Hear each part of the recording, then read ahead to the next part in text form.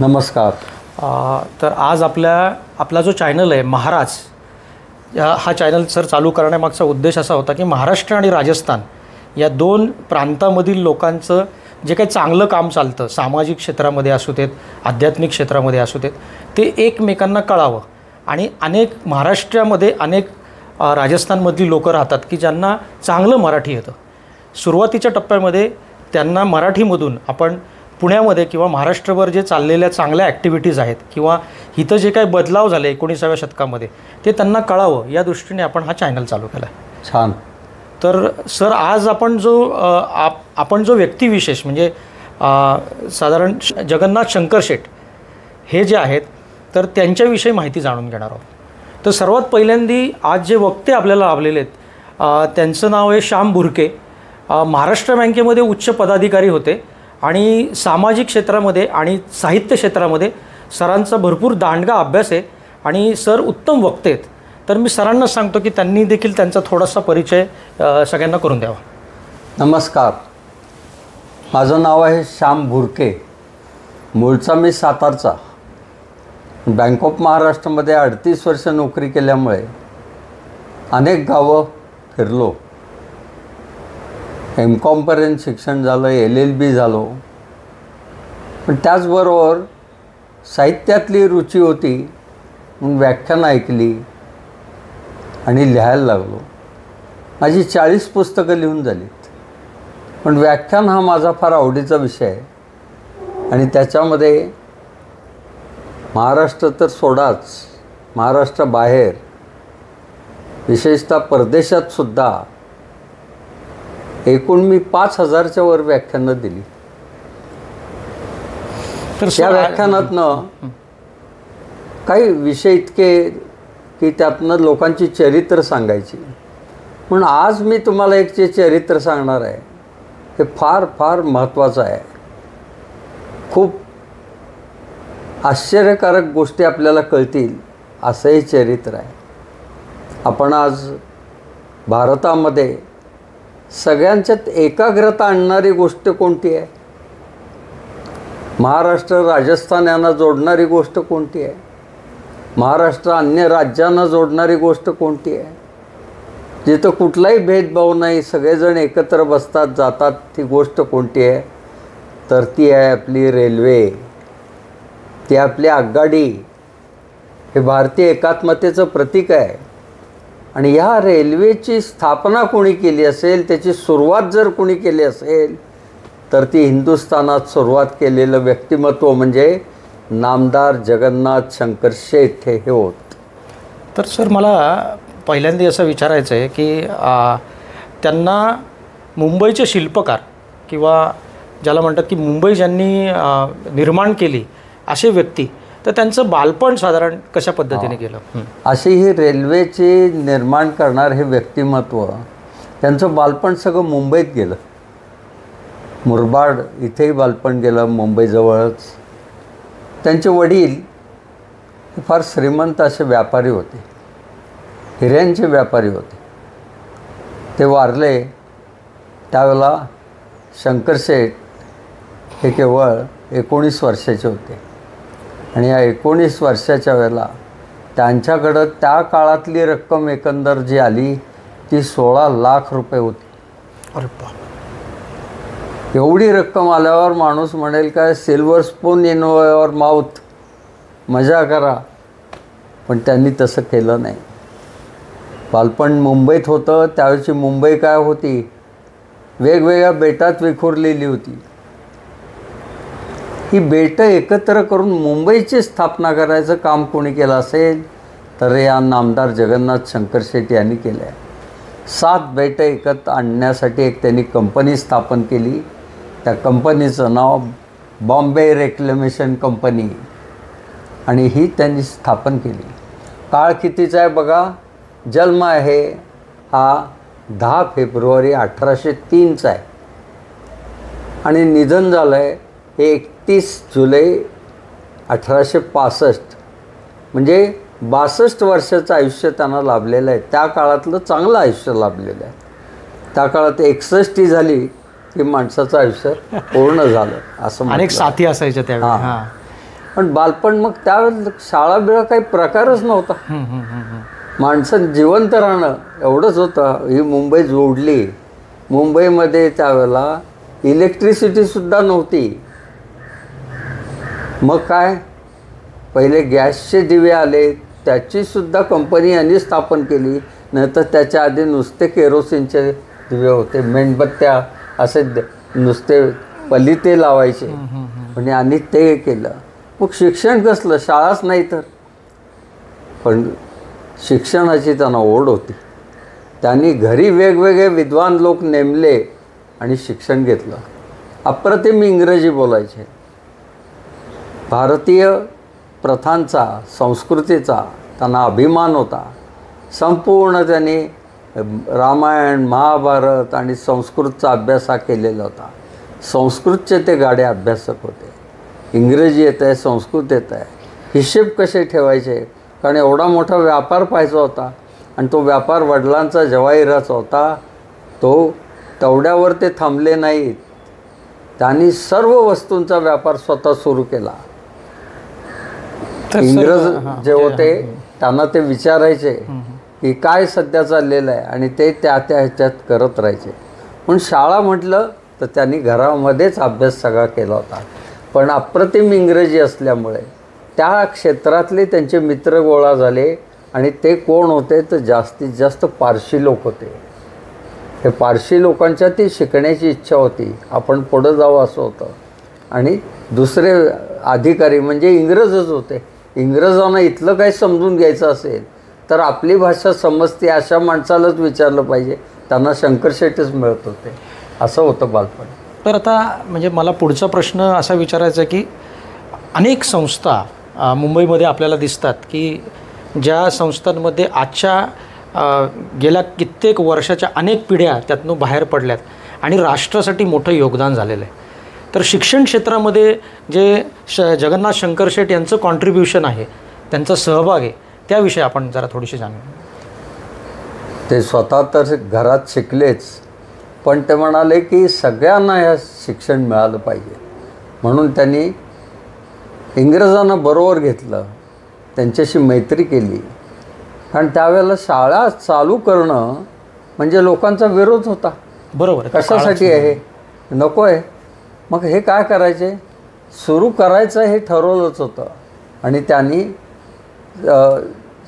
मुंबईमधली शाळा सुरू केली. ही शाळा सुरू केली, मुलं मिळेनात, प्रचार करायचा. त्यावेळेचा शाळेत मुलं आणण्याचा आणि त्यांना प्रोत्साहन द्यायचा मार्केटिंगचा भाग हल्लीच्या भाषेत बोलतो तो होता, म्हणजे पान सुपारीचा कार्यक्रम. आणि या पान सुपारीच्या कार्यक्रमाला ते इंग्रज अधिकाऱ्यांना बोलवायच्या. इंग्रज अधिकाऱ्यांच्या मडमांना हे फार आवडायचं की मुलांना शिकवत आहे हा माणूस, हे चांगला आहे, त्याच्यात पुढाकार, मग आपण हे केलं पाहिजे. त्याही त्या पान सुपारीच्या कार्यक्रमाला यायच्या. असा कार्यक्रम. आणि गिरगावमध्ये त्यांनी ती शाळा सुरू केली, आपली शाळा सुरू केली.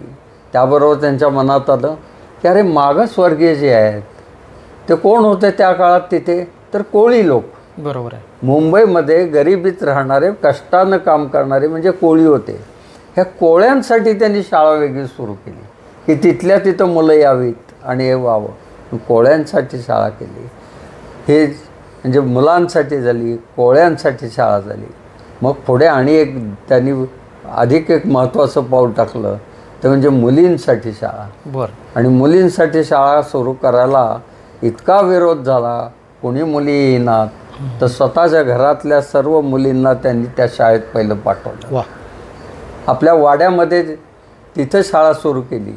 या शाळा सुरू करताना इतका प्रचार केला, सगळं काय केलं, आणि त्यामध्ये मुलींची शाळा त्यांनी सुरू केली. अशा एकंदर 5 शाळा मुंबईमध्ये त्यांनी सुरू केल्या. त्याचं वैशिष्ट्य म्हणजे त्यांनी सुरू केलेली ही शाळा आजही मुंबईत चालू आहे, हे फार महत्त्वाचं आहे. तर याचबरोबर त्यांनी म्हणजे मेडिकल कॉलेजेस आणि इतर सगळं ते पण शाळा झाली. मग काय त्याच्यावर थांबतायत ते. शाळा झाल्यावर पुढे शाळेचं शिक्षण पूर्ण झाल्यावर कॉलेज पाहिजे म्हणून त्यांनी एल्फिस्टन कॉलेज काढलं. आता हे सोपं आहे का, राज्य कोणाचं आहे, इंग्रजांचं. करतोय कोण, हा एक हिंदुस्थानी माणूस. मग कसं करायचं, त्यांनी असा अभ्यास केला होता की कोणते गव्हर्नर राज्य करतायत, कुठे आहेत, कोणाला काय आवड आहे, त्यांचा वाढदिवस केव्हा आहे, त्यांच्या लग्नाचा वाढदिवस केव्हा आहे, त्याची तारीख बघून ते एखादी संस्था सुरू करायचे. आणि त्या काळामध्ये पहिलं भांडवल 5,000ची देणगी ते द्यायचे. इतकी मोठी देणगी दिल्यावर त्या गव्हर्नरला तिथं म्हणायला लागायचं, अरे वा वा, चांगला कार्यक्रम आहे, सगळ्यांनी याला मदत करा आणि सुरू करा. त्यामुळं ते सुरू व्हायचं. एल्फिस्टन कॉलेज त्यांनी सुरू केलं. आजही ते इथं आहे, मुंबईत आहे. विशेष म्हणजे यावर्षी आत्ताच्या कार्यकारिणींनी एल्फिस्टन कॉलेजच्या त्यांचं मोठ्या फोटो प्रतिमा ही समारंभपूर्वक आता त्या ह्याच्यात महाविद्यालयात लावलेली आहे, शंकर शेट यांचे. म्हणजे कॉलेज झालं. आता अजून विल्सन कॉलेज काढलं, ते झालं आहे. मग हे नुसतं कॉलेज आहे का? नाही. आजारपण आहेत, डॉक्टर मिळत नाहीत, काय करायचं? तर त्याच्यासाठी त्यांनी त्याचे तज्ज्ञ बोलवले आणि मेडिकल कॉलेज हे तिथं सुरू केलं पहिलं. त्या मेडिकल कॉलेज हे मुंबईतलं त्यांनीच सुरू केलं. तेवढ्यावर थांबले नाहीत. कायदे शिक्षण पाहिजे, वकिलांसाठी लॉ कॉलेज काढलं त्यांनी, ते केलं. पण कला हा त्यांच्या घराण्याचा जोपासलेलाच एक भाग होता. चित्रकला पाहिजे, कलाकुसर पाहिजे. पण जे स्कूल ऑफ आर्ट आजही इतकं मोठ्या प्रमाणावर चाललं आहे. आज तुम्ही कोणीही बघा, आत्ताच आपला एक महाराष्ट्र पुरस्कार दिला, कोणाला दिला माहिती आहे का? पुतळे अप्रतिम निर्माण करणाऱ्या व्यक्तीला दिला. गुजरातमध्ये जगातला सगळ्यात उंच सरदार वल्लभभाई पटेल यांचा पुतळा ज्यांनी केला त्यांना दिला. कोण? राम सुतार. हो सर. हे राम सुतार जे स्कूल ऑफ आर्टमध्ये शिकले त्या काळी. आणि आजही जे स्कूल ऑफ आर्टमध्ये शिकलेला विद्यार्थी म्हणजे हा हुशार होणारच, तो चांगल्या कलाकृती निर्माण करणारच, त्याला त्यांनी ते प्रोत्साहन दिलं. पण जे स्कूलमधनं अनेक विद्यार्थी संबंध जगभर गेले आणि त्यांनी कलाकृती. मग हे जे कोण आहेत? हे जीजी भाई, हे पारशी आहेत, ते आणि हे मित्र होते. ह्या दोघांनी ते सुरू केलेलं आहे. पण तुझा यावेळेला तुझा पुढाकार आहे, जास्तच घे, तुझं नाव घे, नावासाठी ते करत नव्हतं. म्हणजे शिक्षण क्षेत्रात काय काय करायचे? शाळा, कॉलेज, मेडिकल, लॉ, कला, काय जी नावं घ्याल. आणि या सगळ्यांना एकत्र आणणारं कोण? मुंबई विद्यापीठ. त्याची स्थापना त्यांनी केली. अरे बाप. मुंबई विद्यापीठाची स्थापना 1857मध्ये त्यांनी केली. आणि त्यांना महत्त्व द्यायचं म्हणून त्याच्यानंतर बरोबर 125 वर्षांनी मुंबईमध्ये त्याचा एक समारंभ झाला. आणि तो समारंभाला मुंबई विद्यापीठानं सबंध दिवसाचा एक कार्यशाळा घेतली, वेगवेगळे वक्ते आणून. मी त्याच्यात गेलेलो होतो. आणि तिथं त्यांनी जगन्नाथ शंकर शेट यांना अर्पित केलेला हा दिवस असं सांगितलं. ते त्यांनी केलं. एक शिक्षण क्षेत्र, माणसात तुम्ही किती पूल बांधले यानं देश पुढे येत नाही. माणसं किती हुशार आहेत, किती शिकलेली आहेत, त्यानं येत आहेत. म्हणून आपण वेगवेगळ्यांची चरित्र ज्या ऐकतो, वाचतो, हे शिक्षणच आहे. ते केलं पाहिजे, तरच आपण मोठं होणार आहे. आमच्याकडे किती पैसा आहे याला महत्त्व आहेच, लक्ष्मी पाहिजेच हो, पण त्याच्याबरोबर सरस्वती पाहिजे, तरच आपला समाज पुढे येऊ शकतो, तर आपल्याला समाजात महत्त्व मिळतं. ते ह्याच्यात शिक्षण क्षेत्रात त्यांनी इतकं केलं. एवढं त्यांच्या या शिक्षण क्षेत्रातल्या याला महत्त्व द्यायचं म्हणजे किती द्यावं? तर संपूर्ण मुंबई इलाख्यामध्ये संस्कृतमध्ये जो पहिला येईल त्याला नामदार जगन्नाथ शंकर शेट शिष्यवृत्ती मिळते. हे शिक्षणातलं एक फार मोठं आहे. ते गेल्याबरोबर हे सुरू झाले. संस्कृतला त्यांनी प्राधान्य दिलं. सर का शिक्षण क्षेत्राबरोबर म्हणजे एक व्यक्तिमत्व किती मोठ्या प्रमाणामध्ये सामाजिक कार्य करू शकतं. म्हणजे शिक्षण क्षेत्र जरी बघितलं तर त्याच्यामध्ये त्यांनी प्रचंड असं त्यांचं योगदान दिलेलं आहे. त्याचबरोबर सामाजिक क्षेत्रामध्ये जसं की सतीच्या चालीबद्दल, त्याबद्दल थोडंसं तुम्ही सांगा. हे शिक्षणाचं काम चालू असतानाच ते सामाजिक क्षेत्रात गेले. पण शिक्षणातला एक महत्त्वाचा अजून मला मुद्दा सांगायचा आहे. सांगा ना सर. तो म्हणजे हे इंग्रजांचं राज्य चालू होतं, पण इंग्लंडमध्ये त्यांच्या पार्लमेंटमध्ये काय म्हणायचे, लोकशाहीला महत्त्व आहे, लोकशाहीला. अरे तुम्ही लोकशाही म्हणताय आणि इथं भारतावर राज्य करताय. म्हणून तिथल्यांनी प्रश्न पार्लमेंटमध्ये विचारल्यावर त्यांनी असं त्यावेळेला मान्य केलं की आम्ही भारतातल्या काही लोकांना आमच्या मंत्रिमंडळात घेतो, जरी राज्य ब्रिटिशांचं असलं तर. त्याच्यामध्ये जे पहिले 5 लोक घेतले त्याच्यात नामदार जगन्नाथ शंकर शेटना घेतलं. कारण सुरेख इंग्रजी बोलणं आणि लोकांचे प्रश्न माहिती असलेलं व्यक्तिमत्व. त्यामुळे हा राज्यकारभार पुण्यातनं चालायचा. ते पुण्यात यायचे आणि या पुण्यामध्ये रमणा नावाचा एक प्रकार होता. रमणा म्हणजे देणग्या वाटायचे. हुशार लोकांना, विशेषतः त्यावेळेचे हुशार म्हणजे ब्राह्मण होते की जे शिकवायचं काम करायचे, त्यांना दक्षिणा द्यायची, त्याला रमणा म्हणायचे. हा पुण्यात रमणा कुठं होता, एक रमणबागेत होता, दुसरा होता विश्रामबाग वाड्यात होता, तिसरा होता पर्वतीवर सारसबागेत. असे हे रमणा होते. ते काय झालं, कोणाला इंग्रजांनी ठरवलं आम्हाला हे बंद करायचे, बंद करायचे, ठरलं बंद करायचे. मग त्यांनी जगन्नाथ शंकर शेट, त्यांना नाना शंकर शेट म्हणत, त्यांना विचारलं काय. ते म्हटले अहो हे तुम्ही जर बंद कराल तर इथले सगळे हुशार लोक आहेत, जे आहेत की महत्त्वाचे वरचे लोक आहेत, तेच तुमच्या विरुद्ध होतील. नाही म्हणले आम्हाला बंद करा. मग असं करा म्हणाले, तुम्ही संस्कृत विषय शिकवायला सुरुवात करा वेगवेगळ्या संस्थांना. आणि ह्या रमणा इथला जो विश्रामबाग वाड्यातला बंद करताय तिथं संस्कृत शाळा काढा, किंवा जी शाळा काढाल जिथे त्याच्यात संस्कृत विषय अनिवार्य कंपल्सरी करा. बरं. आणि शंकर शेटांनी इंग्रजांकडनं संस्कृत हे अनिवार्य संबंध करून घेतलं. हे आत्तापर्यंत चालू होतं. हे एवढं त्यांनी केलं. हा शिक्षणाचा भाग. याच्यातनंच ते समाजकार्याकडे वळले. समाजकार्यामध्ये महत्त्वाचं काम म्हणजे त्या काळात सतीची चाल होती. नवऱ्याचं निधन झाल्यावर त्याच्या पत्नीनी विधवा झालेली आहे, तिनं जिवंत नाही राहायचं, त्याच्याबरोबरच त्या अग्नीमध्ये प्रवेश करायचा आणि आपलं आयुष्य संपवायचं. किती क्रूर पद्धत होती. बंगालमध्ये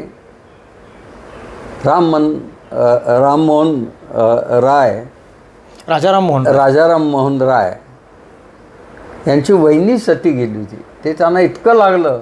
आणि सांगायला सर तुम्हाला म्हणजे मध्ये थोडंसं हे करतोय तर राजस्थानमध्ये सुद्धा 1975 पर्यंत कायदा होऊन सुद्धा सती जाण्याची प्रथा होती. त्यासाठी प्रबोधन करावं लागलं. तर यांचं जे जगन्नाथ शंकर शेट यांचं जे कार्य आहे ते सुद्धा राजस्थानी समाजापर्यंत पोचलं पाहिजे. त्या दृष्टीने सुद्धा हे फार महत्त्वाचं आहे. मग त्यावेळेला त्याच्यावर बंदी घाला ही मागणी केली. लोकांनीच बंगालमध्ये काहींनी विरोध केला आणि बंगालमध्ये दंगली झाल्या या विषयावर. पण महाराष्ट्रामध्ये याच्यामध्ये पुढाकार घेतला तो या नामदार जगन्नाथ शंकर शेट यांनी घेतला. इंग्रजांना जो अर्ज दिलेला आहे बंदी घाला म्हणून सतीवर, त्याच्यात एकाच रांगेत दोघांच्या सह्या आहेत, राजाराम मनमोहन राय आणि नामदार जगन्नाथ शंकर शेट. असा तो दस्तऐवज आज उपलब्ध आहे. मग शंकर शेटांनी हे केल्यावर इथं दंगली नाही झाल्या महाराष्ट्रात. का नाही झाल्या? तर शंकर शेठ हे मोठे समाजकार्य करते आहेत. शंकर शेठ हे शिक्षणासाठी कार्य करत आहेत. ते सगळ्यांना वेळी मदत करतात. त्यामुळे ते म्हणतात ना आपण विरोध करायचा नाही.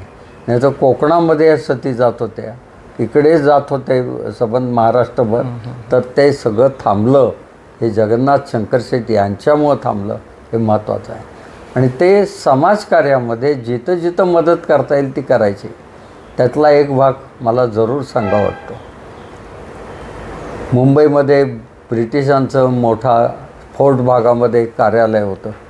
तिथून त्यांचा राज्यकारभार चालायचा. मोठमोठे व्यवहार तिथनं चालायचे. आणि त्यांच्या मडमा ज्या होत्या बायका, त्यांचे जे बंगले होते हे हँगिंग गार्डनला होते. आणि तिथून बघितनं ते फिरायला संध्याकाळी बाहेर पडायचे. त्या मडमा वगैरे म्हणायला लागले नवऱ्यांना, आम्ही बाहेर फिरायला जातो तर वाटेत आम्हाला इथं प्रेतं जळताना दिसतात. म्हणलं असं आपण बंद करू म्हटले. म्हणून त्यांनी हुकूम काढला की इथं चौपाटीतलं इथंही प्रेत जाळणं बंद करायचं, इथं काही स्मशानभूमी वगैरे राहणार नाही. आता माहीमला तुम्ही जाऊन तिथं जायची. लोक म्हटले हे कसं काय, त्यावेळेला खांद्यावरनं न्यायचं आहे आणि कुठं माणूस गेला याचं दुःख का आणि कुठं लांब न्यायचं आहे त्याचं दुःख. पण हुकूम निघाला, दौंडी पिटली सगळीकडं. हे झाल्यावर लोकांना एकच माहिती होतं आपलं काम आता नेलं पाहिजे. कुठे? शंकरशेठ यांच्याकडे. शंकरशेठांच्या बंगल्यावर, बंगला म्हणजे राजवाडाच होतो गिरगावमध्ये, तो मोठा शंकरशेठ स्मृती म्हणून मोठा वाडा आहे, तिथं गेले लोक. ते म्हणाले ठीक आहे. त्यांनी विनंती केली यांना. ते म्हणाले नाही, आमचं ठरलेलं आहे, आता इथं काय होणार नाही. बघा म्हणले, लोकांच्यात फार उद्रेक होईल, नाराज आहेत लोक. नाही नाही, ठरलेलंच आहे म्हणे. कसं असं तर मग आणि मोर्चाच काढतो म्हणले. आणि भारतातला पहिला मोर्चा हा नामदार जगन्नाथ शंकरशेठ यांनी काढला ब्रिटिशांविरुद्ध. कोळी सगळे हातात त्यांची ती वल्व घ्यायची घेतलेली होती आणि घोषणा देत होते सगळे. शंकरशेठ घोड्यावर बसलेले होते, पुढं काही लोक, मागं लांब असे. हे त्या काळातले 1001 लोक या सबंध फोर्टमधल्या त्या कार्यालयाकडे चालले. साहेबांनी तिथल्या ऑफिसमधनं वरच्या खिडकीतनं पाहिलं, अरे बापरे एवढे लोक येत आहेत आपल्याकडे. ते घाबरले. त्यांनी निरोप पाठवला की सगळेजण थांबा तिथंच, शंकरशेठांना आमच्याकडं पाठवा, आम्ही काहीतरी मार्ग काढतो. आणि शंकरशेठ तिथं गेले. ते म्हणाले बाबा असं असं आहे, ते वाईट दिसतं तिथे हे सगळं. अहो म्हटले सोपं आहे, काय करायचं, ते जे दिसतं ते आणि ह्या जायचा मार्ग आहे, ह्याच्यामध्ये मोठी भिंत बांधायची. आणि नामदार जगन्नाथ शंकरशेठ यांनी ब्रिटिशांच्या खर्चानं हिंदू स्मशानभूमी मुंबईच्या गिरगाव भागामध्ये बांधून घेतली. तर सर आता आपण म्हणजे आता हे समाजकार्यच आहे. तर कसं आहे की जगन्नाथ शंकरशेठ जे आहेत त्यांचं कार्य हे अष्टपैलू व्यक्तिमत्व जसं म्हणतात तसं आहे. तर रेल्वे जी भारतामध्ये आली, त्या रेल्वेची जी कहाणी आहे ती तुम्ही थोडक्यामध्ये आपल्या सगळ्या प्रेक्षकांना सांगावी. त्यांचं कार्यालय मोठंच होतं. वेगवेगळे लोक यायचे, माल खरेदी विक्री चालायची. हिरे आहेत, मसाल्याचे पदार्थ आहेत, काही जे जे जगात चांगलं असेल ते मिळायचं. इतकं ते होतं की जागतिक व्यापार, फॉरेन एक्सचेंज ज्याला म्हणतो, हे पहिल्यांदा कुठं असेल मुंबईत झालेलं तर ते शंकरशेठ पेढीवर झाले. नोटांचा व्यापार तिथं व्हायचा. एखाद्याला परदेशात जायचं आहे, फॉरेन एक्सचेंजची नोट पाहिजे, पाऊंड पाहिजेत, तर ते शंकरशेठांच्याकडेच मिळायचे बदलून. असं तर एक जणांना त्यांनी इंग्लंडच्या आलेल्यांना विचारलं काय चाललं आहे सध्या तुमच्याकडं. ते म्हणलं आमच्याकडं रेल्वे सुरू आहे. रेल्वे म्हणजे काय? म्हणले रेल्वे अशी असते, खूप लोक त्याच्यात बसतात आणि जाते ती. असं आहे, त्याला काही वाफेवर चालते ती. खूप माहिती विचारून घेतली, त्याच्या नोंदी घेतल्या करून. आणि यातला आम्हाला इथला माणूस कोण आहे बघू असं करत त्यांनी स्वतःच्या वाड्यामध्ये रेल्वेचं ऑफिस थाटलं. त्याची माहिती घेणं, त्याचा खर्च किती येईल बघणं, ते नफ्यात केव्हा येईल याचा हिशेब करणं आणि काय काय लागतं ते सगळं करणं. हे 4 वर्ष ते कार्यालय त्यांनी चालवल्यावर अर्ज दिला इंग्रजांना. जसं आपल्याकडं वाहतुकीसाठी कोणी अर्ज देतं की आम्हाला मोटर वाहतुकीला परवानगी द्यावी, तसा यांनी अर्ज दिला की मला रेल्वेला इथं परवानगी द्यावी. ते हादरलेच गव्हर्नर. अहो रेल्वेला परवानगी इथे, ते तर इंग्लंडला पाठवायला लागेल. म्हटले पाठवा. म्हणून त्यांनी ते सुरुवातीला मला वाटतं विरोध झाला, मग ते इंग्लंडच्या लोकांनी त्यांना परमिशन दिली असं. नाही, ते इंग्लंडला पाठवलं. इथे त्यांनी सांगितलं हे त्यांना वाटलं नाही, महत्त्वाचं वाटलं नव्हे आपलं. हां, ते म्हणले नाही हे करायचं आहे आपल्याला, तर इंग्लंडला पाठवल्यावर इंग्लंडच्या वरिष्ठ लोकांनी त्यांना म्हणाले अहो तुम्हाला काय कळतंय का नाही ज्यांनी पाठवलं त्या गव्हर्नरला, की एक व्यक्ती रेल्वेचं हे करते आणि तुम्ही तिथं काय करताय? तुम्ही हे करायला पाहिजे, हे सरकारचं काम आहे. रेल्वे हे काय वैयक्तिक नाही आहे. तर तुम्ही याच्यात भाग घ्या, त्यांना त्यात घ्या आणि मग ते पारशी लोक असे सगळे एकत्र येऊन पूर्ण रेल्वेचं हे केलं. पेन अँड सेल्विया कंपनी स्थापन केली आणि रेल्वेची सुरुवात याची करायचं ठरलं. त्याचं पहिलं जे संचालक मंडळ आहे त्याच्यामध्ये नामदार जगन्नाथ शंकर शेठ यांना मानाचं स्थान दिलं आहे. आजही मुंबईमध्ये VT स्टेशन जे सध्या ज्याला छत्रपती शिवाजी महाराज टर्मिनल म्हणतो, त्याच्यात त्या इमारतीवर असे अर्धपुतळे बसवलेले आहेत. त्याच्यात नामदार जगन्नाथ शंकर शेठ, जीजीभाई या भारतीयांचे आणि काही इंग्रजांचे असे पुतळे आहेत त्याच्यात. हे झालं तयार झालं, पण लोकांच्यामध्ये घबराट होती. हे काय काढलं आहे? फार विरोध करावा तर शंकर शेट्टी आहेत, चांगलं आहे म्हणजे आपल्या लोकांसाठी. पण कोण म्हटलं ते राक्षसीनच आहे, ती जर घुसली गावात तर पंचायत होईल, तर आपण लांबनं बघावं म्हणून सगळे रूळ वगैरे टाकलेले होते. आणि मुंबई ते ठाणे असा रेल्वे मार्ग आखला होता. तारीख ठरली होती. गावात सगळ्यांना उत्सुकता होती मुंबईवर की ही रेल्वे बघायची. पण जवळ जावं आणि राक्षसिणीने धरलं तर काय म्हणून जरा लांब राहावं अशा आवाक्यात सगळे लोक बसलेले होते. आणि ते रेल्वे सुरू झाली.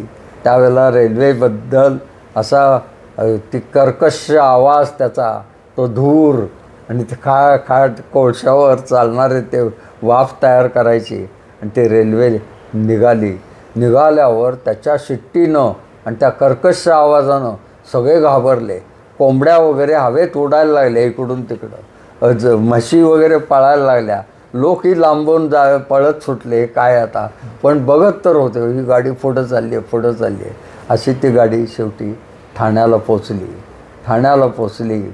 परत तिचं आगमन झालं, मुंबईमध्ये झालं. त्यावेळेला स्वागत समारंभ केलेला होता. त्याचं यजमानपद, तो मान प्रमुख कोण तर तो जगन्नाथ शंकर शेठ यांना दिला होता. आणि मुंबईतल्या सगळ्या प्रमुख लोकांना तो कार्यक्रम झाला तिथे चहापानाचा. आणि त्याच्यानंतर मग रेल्वे ही सुरू झाली. त्यावेळेला एक गाणं प्रसिद्ध होतं, साहेबाचा पोरा आकली र बिन बैलानं गाडी हाकली र, बिन बैलानं गाडी हाकली. म्हणजे कसं आहे की आता रेल्वेसारखं म्हणजे एक ज्याला म्हणत की पर्वतासारखं काम ज्या माणसांनी केलं आहे, तर तसंच त्यांचं ज्या बँका चालू झाल्या म्हणजे जो काय आर्थिक योगदान आहे त्यांचं, तर ते 6-7 बँका त्यांनी त्या काळात चालू केल्या. त्याविषयी सुद्धा सर तुम्ही सांगितलं पाहिजे. या व्यापारासाठी बँक हे लागतेच. मग त्या बँका आहेत त्या त्यांनी मग सुरू केल्या. सुरू करायचे ते कसे करायचे? बँकिंग काय, accepting deposit for purpose of lending, म्हणजे लोकांच्या ठेवी घ्यायच्या आणि सगळेजण एकाच वेळेला मागायला येत नाहीत म्हणून तेवढ्यात त्या कर्जानं द्यायच्या. हा व्यवसाय आहे.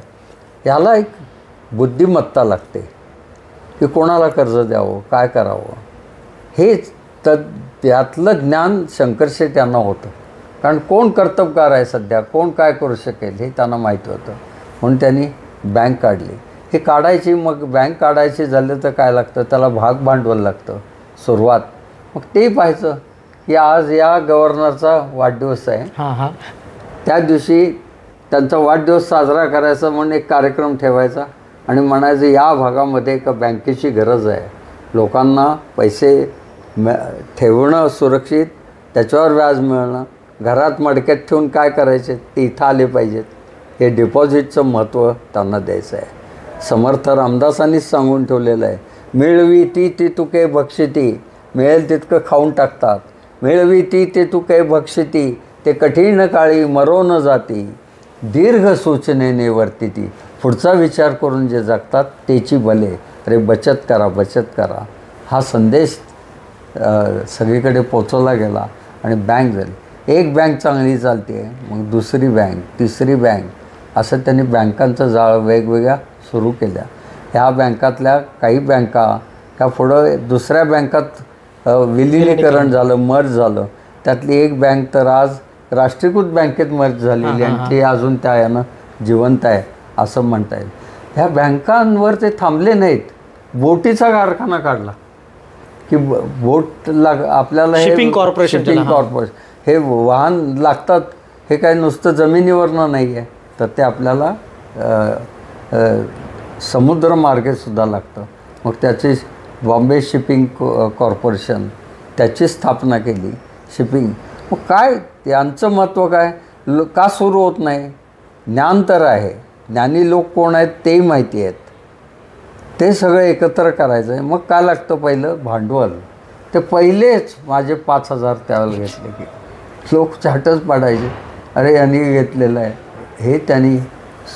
म्हणजे सर जसा आता शिपिंग कॉर्पोरेशनचा विषय आला, बँका अधिकृत 6-7 बँका त्या काळात चालू केल्या, तसंच त्यांनी राजकीय क्षेत्रामध्ये मोठं योगदान दिलेलं आहे. म्हणजे काँग्रेस पक्षाची स्थापना होण्याआधी जे काही राजकीय योगदान त्यांचे ते पण आपल्या प्रेक्षकांपर्यंत पोहोचलं पाहिजे. फार महत्त्वाचं आहे. लोक त्यांच्याकडे सारखे प्रश्न घेऊन यायचे, आमचा ही अडचण आहे, आमचे हे आहे ते आहे, आमच्या भागात रस्ताच नाही आहे, आमच्या भागात दवाखाना नाही, हे नाही. त्या लोकांच्या अडचणी कुठं मांडायच्या? सरकारकडे मांडायच्या. मग ह्या मांडायसाठी आम्हाला आमचे जे काही प्रश्न आहेत, शिक्षणाचे असोत, आरोग्याचे असोत, दळणवळणाचे असोत, हे मांडायला आमच्याकडे काहीतरी पाहिजे. म्हणून त्यांनी बॉम्बे असोसिएशन म्हणून स्थापन केली. बॉम्बे असोसिएशनची स्थापना करायला इंग्रजांकडे अर्ज केला. ते घाबरले, म्हणले हे काहीतरी म्हणजे आपली सत्ता आहे, याला काहीतरी हे व्हायचं नाही, मिळणार नाही म्हणले. ते म्हणले का नाही मिळणार? ते म्हणले आमचं हे सरकारविरुद्धचेच तक्रारी येणार ना सगळ्या, नको आम्हाला ते. अहो म्हणले ह्या तक्रारी मांडायला जागा पाहिजे.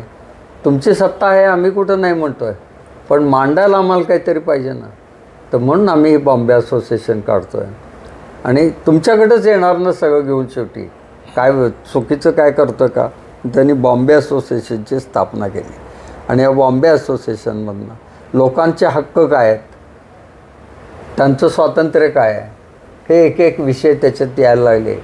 आणि या बॉम्बे असोसिएशनचा प्रचार होत पुढं त्याचीच राष्ट्रीय काँग्रेसची स्थापना झाली. म्हणजे आज भारतातलं राजकारण याच्या सुरुवातीचा पक्ष आपण काँग्रेस म्हणतो, पण त्याची स्थापना कोणी केली असेल तर ती बॉम्बे असोसिएशननीच सुरुवात केलेली आहे, हेही लक्षात घेतलं पाहिजे. हे म्हणजे काय काय त्यांनी केलेलं आहे पहा. की घट्ट आहे इंग्रजांचं राज्य, हलायला जागा नाही, पण तेच मानानं बोलत आहेत, तेच नच पुढं आणतात आणि एक एक संस्था काढतायत. म्हणजे असं हे काम जे झालं की खूपच मोठं आहे. त्याच बरोबर छोटे छोटी कामं म्हणजे फणसाच्या ह्याच्यामध्ये दिवे लावायचं काम त्या काळी होत होतं. हो. आणि ते त्यांच्या नजरेमध्ये आलं आणि त्यांनी पुढे जाऊन गॅसच्या दिव्यांबद्दल जे काही कार्य केलं ते पण आपलं सांगितलं पाहिजे. मुंबईमध्ये दिवसाच फक्त काम करायचं आणि रात्री सगळ्यांनी गुडुप्प झोपून जायचं, अंधारात काहीही नाही अशी स्थिती होती. तोफा वाजायच्या, तोफ वाजली की तास याच्या पुढे कोणी हालचाल करायची नाही, झोपायचं. आणि सकाळची तोफ झाल्यावर करायचं. का तर काही उजेडाचं काहीच नव्हतं. त्याच्यासाठी त्यांनी बॉम्बे गॅस कंपनी याची स्थापना केली. त्याच्या भांडवल आणलं, इंग्लंडमध्ये कसे दिवे लावतात त्याचा अभ्यास केला, ते सुरू केलं आणि त्याची अक्षरं अशी उमटली उद्घाटनाच्या वेळेला, बॉम्बे गॅस कंपनी. आणि त्यातनं संबंध पहिल्यांदा दिवे हे सगळे सुरू झाले. जे दिवे केलेले आहेत, मुंबईच आधी जोडली, त्याच्यातले हे आर्थिक बाजू पाहिली, शिक्षण पाहिलं, सामाजिक याचं केलं. अजून त्यांनी एक महत्त्वाचं काम केलं ते म्हणजे कलाक्षेत्रातलं. कलाक्षेत्र भारतामध्ये कलेमध्ये पहिलं काय होतं? कीर्तन होती, प्रवचनं होती, धार्मिक सण होते. हाच सगळा आपला अध्यात्म आणि कला दोन्ही एकत्र असलेला भाग होता. पहिलं नाटक कंपनी कुठे आली असेल तर ती सांगलीमध्ये आली. विष्णुदास भावे यांनी मराठीतलं पहिलं नाटक त्यावेळेला सुरू केलं. स्वयंवर, सीता स्वयंवर. संगीत नाटकाचं एक वैभव आहे महाराष्ट्राचं, त्याची पण परंपरा. आणि सांगलीच्या महाराजांनी त्यांना प्रोत्साहन देऊन त्याचे कार्यक्रम ठेवले. पण सांगलीच्या महाराजांचं निधन झाल्यावर विष्णुदास भावेंना कोणी विचारेनाच. मग करायचं काय? त्यावेळेला त्या कठपुतल्या ज्या आता राजस्थानचं वैशिष्ट्य पपेट शो, त्यानं ते दाखवत असत असंही होतं. सगळे प्रकार त्यांनी करून पाहिले, पण पुढे त्यांना तिथं वाव मिळेना. त्यावेळेला लोकांनी त्यांना सांगितलं, अरे तू मुंबईत जा आणि मुंबईत तिथे नामदार जगन्नाथ शंकर शेठ यांना भेट. त्याप्रमाणे ते मुंबईला आले आणि त्यांना भेटले. शंकर शेठ म्हणाले, ठीक आहे, तुमचं काही ना काही मी काम करतो. आणि तिथे एक गोडाऊन होतं. ह्या गोडाऊनमध्ये पारशी लोक त्यांचं गॅदरिंग करायचे वर्षातनं केव्हा तरी असं, आणि आपले किरकोळ काहीतरी सांस्कृतिक कार्यक्रम करायचे, एवढं होतं. ते त्यांनी, पारशी लोक तर मित्रच होते, त्यांनी आणि इंग्रजांना सांगून म्हटले आपण ह्याचं थिएटर करूया. आणि मुंबईतलं पहिलं नाट्य थिएटर बादशाही थिएटर हे नामदार जगन्नाथ शंकर शेठ यांनी उभं केलं आणि तिथं यांचे प्रयोग सुरू झाले. मग सगळेच करायला लागले.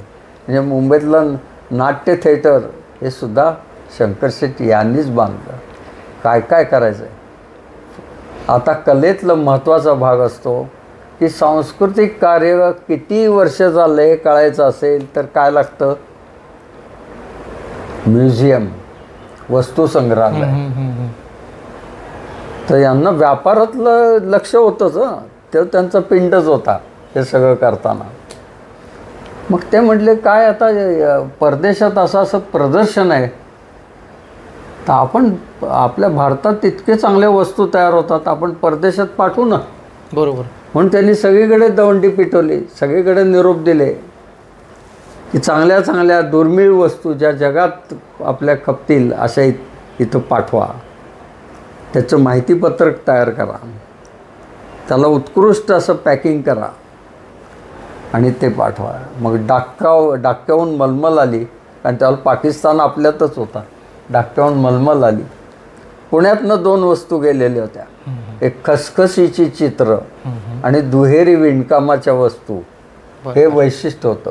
अशा संबंध हिंदुस्थानातनं वस्तू आल्या. खूप मेहनत घेऊन त्यांनी त्याचं पॅकिंग वगैरे हे करून बोटीने सगळं प्रदर्शन होत पाठवलं. चांगली विक्री झाली, लोकांना 4 पैसे मिळाले, पण माल काही सगळा खपत नाही. परत आलेली पार्सलं तिथं एक ठेवून दिली होती एका गोडाऊनमध्ये ठेवली होती. काही महिन्यातच शंकर शेठना नोटीस आली की ही तुमची पार्सल इथनं हलवा, हे गोडाऊन आमचा मिलिटरीचं आहे. ते म्हणाले हलवायचं म्हणजे आता काय करायचं, कुठेही न्यायची. पुन्हा त्यांचे आदेश ज्यावेळेला की ती ताबडतोब हलवली नाही तर आम्ही फेकून देऊ, त्यावेळेला त्यांनी ताबडतोब पुन्हा पाहिलं आणि ब्रिटिश सरकारलाच बरोबर घेतलं मैत्रीत आणि त्याचं वस्तू संग्रहालय केलं. त्याचं नाव काय सर त्या शिवछत्रपती वस्तू महाराज असं काहीतरी नावाने मुंबईमध्ये आहे? हां, त्याचं आहे, पण 2 झाली ती. एक आहे ते राणीच्या बागेत आहे वस्तू संग्रहालय, ते आणि एक फोर्ट भागातलं एक आहे. ही 2 वस्तू संग्रहालय. म्हणजे या संकट आलेलं असताना त्यातनं संधी कशी प्राप्त करून घ्यायची हे समजायचं असेल तर नामदार जगन्नाथ शंकर शेठ यांचं चरित्र वाचलं पाहिजे, ऐकलं पाहिजे. सर डगमगले नाहीत एवढ्या माझ्या वस्तू फेकल्या जाणार आहेत, अरे चांगलं आहे. आणि त्या वस्तूतनं आज मुंबईमधली ही वस्तू संग्रहालय हे त्यांच्यामुळं निर्माण झालं. कलेला केवढं प्रोत्साहन मिळालं, मग लोक आणखीन वस्तू द्यायला लागले, आणखी द्यायला लागले. असं ते वस्तू संग्रहालय फार चांगल्या पद्धतीनं तयार झालं. हे महत्त्वाचं आहे कला क्षेत्रात. सर आपण जी काही माहिती दिली ते जर काळ आपण बघितला तर तो काळ आहे साधारण 19वे शतक. आणि त्या काळामध्ये भारतामध्ये नेमकं काय चाललेलं होतं आणि मुंबई जो प्रांत आहे, म्हणजे मुंबई त्यावेळी एक स्वतंत्र हे होतं, म्हणजे आर्थिक राजधानी आपण ज्याला म्हणूयात, असं त्याचं स्थान जे आज आपण पाहतो, तर त्याच्या मुळाशी एक महाराष्ट्रीयन माणसाची प्रेरणा आहे हे आपल्याला लक्षात येतं. तर सामाजिक कार्य असू देत, राजकीय कार्य असू देत, त्याच्यानंतर शिक्षण संस्था असू देत, अशा अनेक क्षेत्रामध्ये नामदार जगन्नाथ शंकर शेठ यांचं जे कार्य आहे ते प्रेरणा देणार आहे. तर या निमित्तानं मी आपल्या सर्व महाराज चॅनलच्या प्रेक्षकांना अशी विनंती करतो की त्यांनी नुसती चर्चा ऐकून त्यावर थांबू नये, तर त्याचं जे मूळ साहित्य आहे ते आपण वाचावं आणि त्याच्यावरचं पुस्तक स्वतः सरांनी लिहिलेलं आहे आणि हे पुस्तक आपण जरूर वाचावं अशी मी सर्वांना विनंती करतो. धन्यवाद. आणि सर, आपण वेळात वेळ काढून जी माहिती दिली त्याबद्दल सुद्धा खूप धन्यवाद. आणि आपण अनेक इतर क्षेत्रामध्ये सुद्धा उपक्रम करत आहात. तर भविष्यामध्ये सामाजिक क्षेत्रामध्ये जे काही काम झालं त्या काळामध्ये त्यासाठी सुद्धा काही एपिसोड्स तुमच्याबरोबर करण्याची माझी इच्छा आहे. तर त्यालासुद्धा आपण मान्यता द्यावी ही विनंती. जरूर जरूर करू आपण सगळं. चालेल. धन्यवाद. धन्यवाद.